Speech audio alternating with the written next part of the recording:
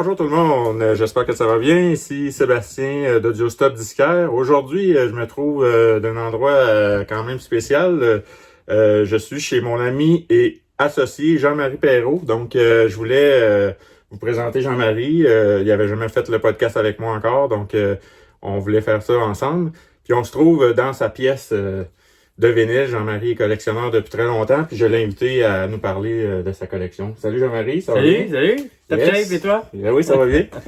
Écoute, aujourd'hui, dans le fond, je voulais qu'on commence un peu par parler de comment t'es venu ta passion pour la musique en général. Ça remonte à quand? Dans le fond, explique-nous un peu ton background là-dedans. Écoute, c'est quelque chose qui remonte à loin parce que j'ai presque 65 ans puis j'ai commencé ça, j'avais 15 ans. OK. Ça fait 50 ans, en fait, notre 50e, moi et mes vinyles. OK, parfait. Fait que j'ai commencé ça, j'étais adolescent puis je suis tombé sur, je pense que mon premier album c'était Jethro Tull. L'album Mauve, là, je ne sais plus si c'est Wild ou quelque chose comme OK, ça. ouais, C'est ça. OK. Fait que ça, c'est le premier que j'ai acheté. Puis après ça, j'ai commencé à fouiller là-dedans. Puis là, j'ai commencé à aller voir des shows rock. Puis là, ben, il fallait que je me paye les shows rock. Fait que j'ai commencé à dire, puis si j'achetais des vinyles, puis que j'en revendais, puis que... OK, t'étais déjà dans la vente de vinyles. Ouais, je suis au retour de toute une boucle que j'ai faite dans ma vie. Fait OK, que, c'est bien. ouais, j'ai commencé comme ça, acheter des batchs de vinyles, puis là, garder ce que je voulais, revendre les autres, puis avec ça, me payer des billets pour aller voir les shows au Forum de Montréal. OK. Fait que, ça fait longtemps, ça fait 50 ans que je fais avec ça.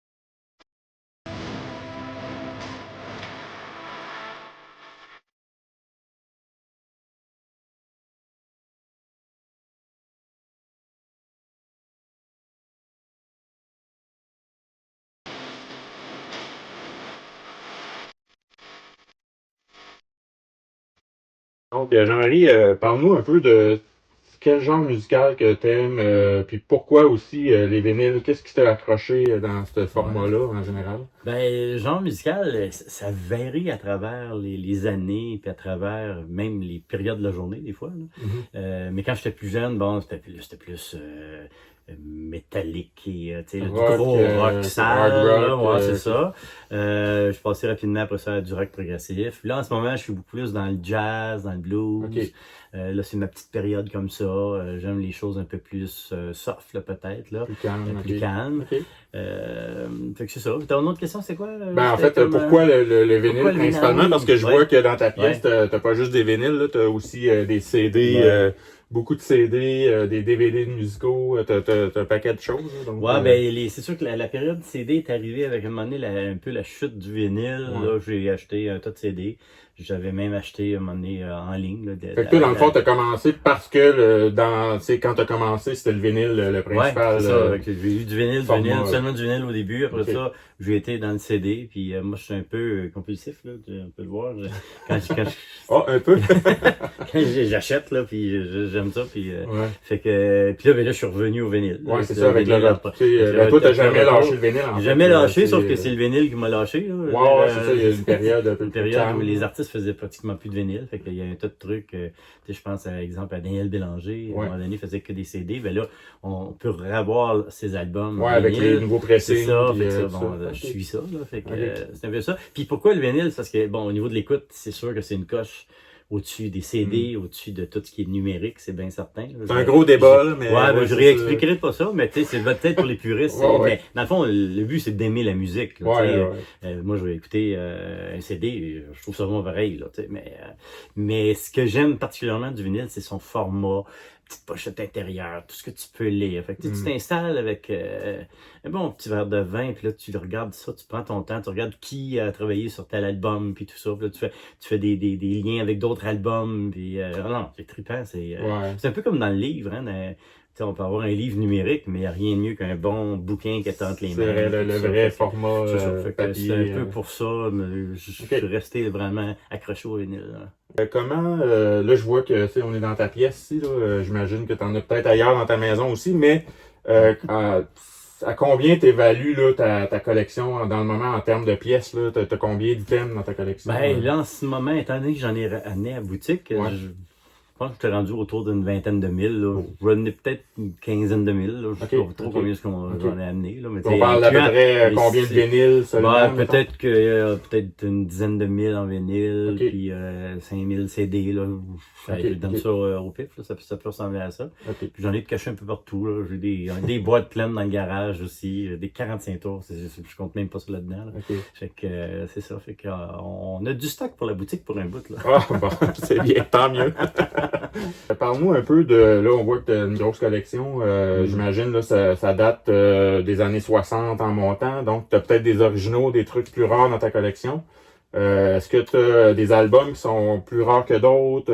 J'ai des albums qui sont peut-être plus rares. J'ai peut-être pas des affaires là, de fou là, qui valent je sais pas, 10 000 $, là, ça. Mais tu sais, de ce que j'ai regardé là, pour justement, c'est un genre de first press là, de Kenny Burrell. Bon, fait que ça, c'est comme je pense que ça en est vendu un 2000 $ à un moment donné sur Discog.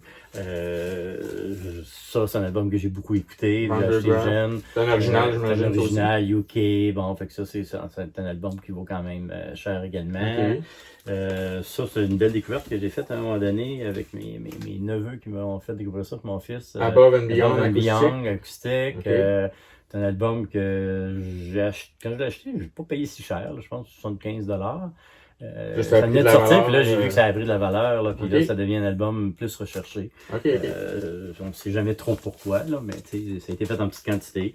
Puis ça, Il Balletto, ça c'est italien, du rock progressif italien. Fait que ça, j'ai ça depuis que je suis tout jeune. D'ailleurs, j'arrive d'Italie, puis là, j'essayais de retrouver justement des groupes comme Banco, puis comme PFM, puis tout ça, là, pour un peu finaliser ma collection de rock progressif italien. Fait que c'est ça, juste pour donner une idée, là, c'est ça. J'en ai plein, là, tu sais, mais c'est sûr que je ne veux plus sortir comme ça, là, mais fait que c'est ça. Fait que la valeur d'un vinyle, ça monte, puis des fois, on ne sait pas trop pourquoi, là.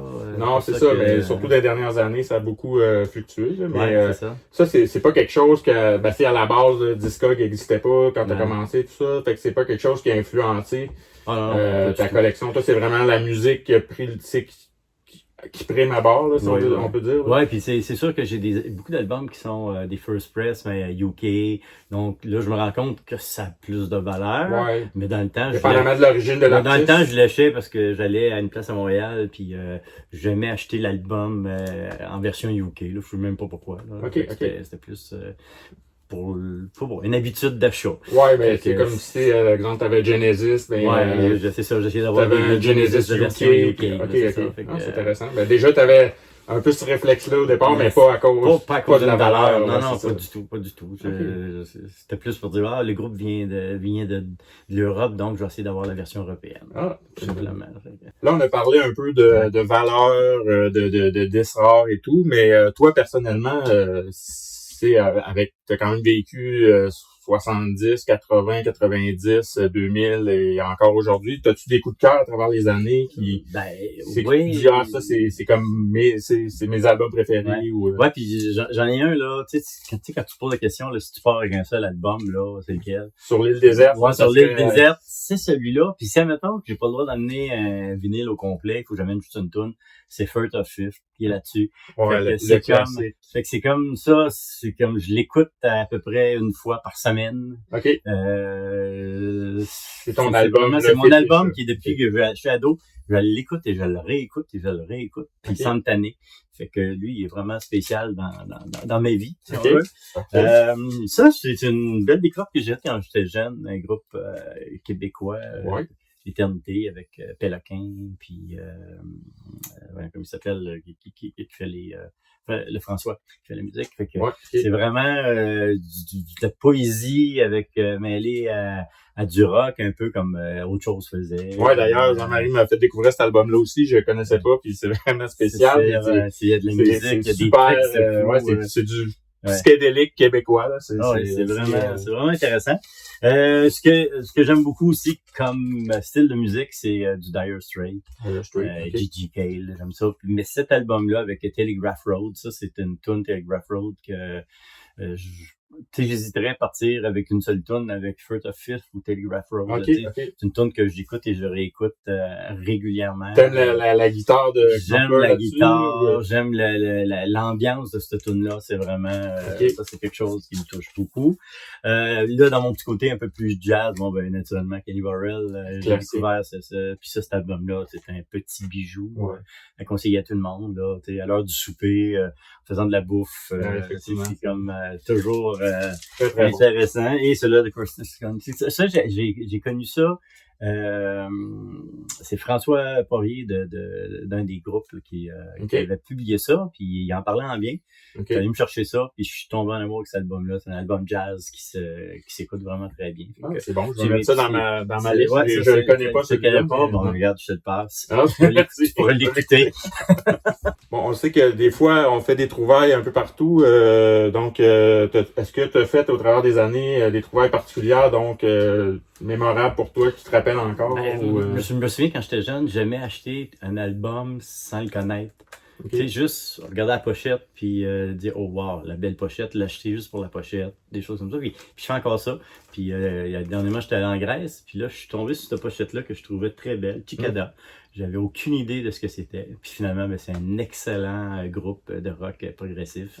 Vraiment le fun à écouter. Ça s'écoute bien. Originaire de la Grèce? De la Grèce, des artistes de la Grèce. Ça. Fait que donc, je fais ça régulièrement quand je vais dans un autre pays.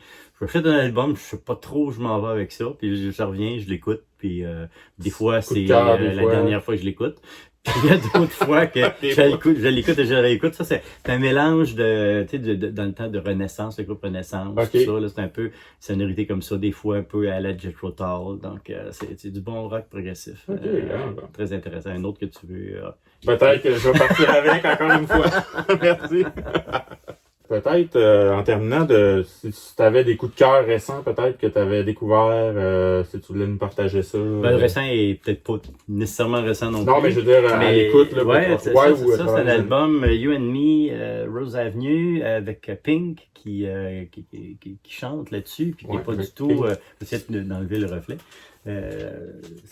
C'est vraiment, c'est tout en douceur, c'est Pink et Dallas Green, là, pour ceux qui connaissent pas l'album. C'est un album vraiment intéressant à écouter. J'ai sorti des albums, là, tu sais, à l'heure du souper, là, tu sais, quand, tu sais... Il y a une belle ambiance. Parce que moi, des fois, j'écoute de la musique, puis, mettons, c'est du jazz fusion, là, ma blonde n'est pas tant heureuse, tu sais, fait que là, j'ai sorti des affaires, là, vous écoutez ça en couple, là, ça passe bien, tu sais, quand les deux aiment la musique, c'est le fun, ça fait des beaux soupers. Celle-là, en couple, ça passe bien, c'est ça. Cigarette after sex. Cigarette after sex, tu mets ça, là, avec une petite chandelle, tu prends une bonne bouffe, là, c'est vraiment un album qui s'écoute. Très bon album, effectivement. Après ça, quelque chose d'un peu plus, tu sais, là, c'est le soleil sort, tout ça, fait que là... Plus latin. Stan Getz, avec ça, c'est un album... c'est un incontournable, tout le monde devrait avoir ça dans sa collection. Là, effectivement, c'est une belle recommandation que je fais. Ça, là, le côté un peu plus urbain. Un classique de mon époque. Moi, j'ai début 2000. J'ai écouté cet album-là. C'est bon, c'est de la bonne musique. Ça, c'est vraiment... ça, c'est plus ton genre. Ça. Moi, j'ai écouté beaucoup ce genre-là quand j'étais... plus jeune, là, au cégep, tout ça, là, ça venait de sortir. Ça a été un gros hit quand c'est sorti. Puis Saint-Germain a fait 1 ou 2 albums par la suite qui ont moins bien fonctionné. Mais moi, c'est un gars que j'avais même à un moment donné acheté des billets pour aller voir Saint-Germain à Montréal, puis il avait cancellé dernière minute. j'étais dévasté, je voulais le voir, puis finalement, ça n'a jamais donné, mais...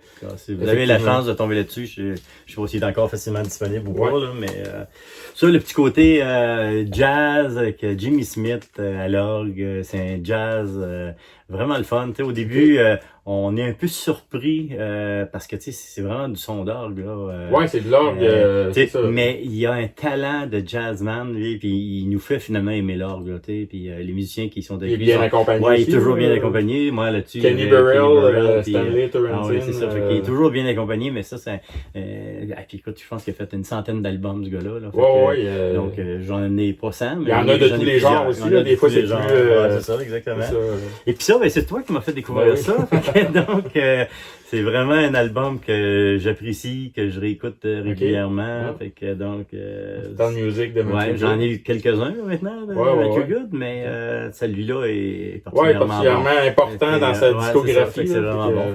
Quelques petits coups de cœur comme ça, là, mais un coup de cœur qui est vraiment récent, c'est que c'est pas nécessairement l'album, parce que là, bon, c'est l'album de Springsteen à Nebraska, mais il y a des petits livres qui sont sortis et c'est un livre par album. Donc là, c'est un petit livre qui a été fait par Michael Bourgat. Ouais, j'en ai parlé un peu dans mon dernier vidéo. C'est des livres français. Ouais. C'est la collection Discogonie, donc c'est vraiment intéressant de les voir. Puis ça, c'est le fun. Ceux de la Gaspésie, aller chez Libert, puis il y en a toute une collection là, de différents albums. Mais t'écoutes le vinyle, puis tu lis le livre en même temps, puis là, tu prends ton temps. Tu y vas une tourne à la fois, puis ça explique tout le making of de la tourne, comment est-ce que, exemple, cet album-là, il a fait ça en une nuit, Springsteen. C'est le processus de création. Le processus de création. Puis là, il y a plein d'affaires que je savais pas, tu sais, au niveau du son, il enregistrait ça sur un tape cassette, tu sais, puis après ça, il s'en allait en studio. Okay. Et quand ils sont allés en studio, ils n'ont pas réussi à avoir le son de la cassette. Qui faisait Amérique profonde, puis tout ça. Fait que finalement, ils ont gardé la version originale cassette, ce qui fait qu'il y a des imperfections. Sonore, à un moment donné, ça décroche la voix. C'est le démo qui se retrouve sur le c'est le démo qui se retrouve là, ce qui est rare, là, mais là, de comprendre l'histoire de ça, c'est grâce à ces petits livres-là, fait que c'est vraiment le fun. Fait que, donc, une belle petite suggestion de lecture et musique en même temps. Là, fait que... En terminant, merci beaucoup, Jean-Marie. Merci de nous avoir accueillis dans ton antre. Vous êtes secret quand vous voulez. Parfait. Écoute, pour conclure, je voulais juste vous inviter à aller voir notre nouveau site web www.audiostopdisquaire.com. Donc là-dessus, vous avez tout ce qui est en magasin chez Audiostop. Et aussi, je vous invite à suivre notre page Facebook et à vous abonner à notre chaîne YouTube si ce n'est pas déjà fait. Donc, on va vous produire d'autres belles capsules durant l'année avec plein de belles surprises comme celle-ci aujourd'hui. Donc, merci encore Jean-Marie, puis on se retrouve pour une prochaine capsule. Merci la gang!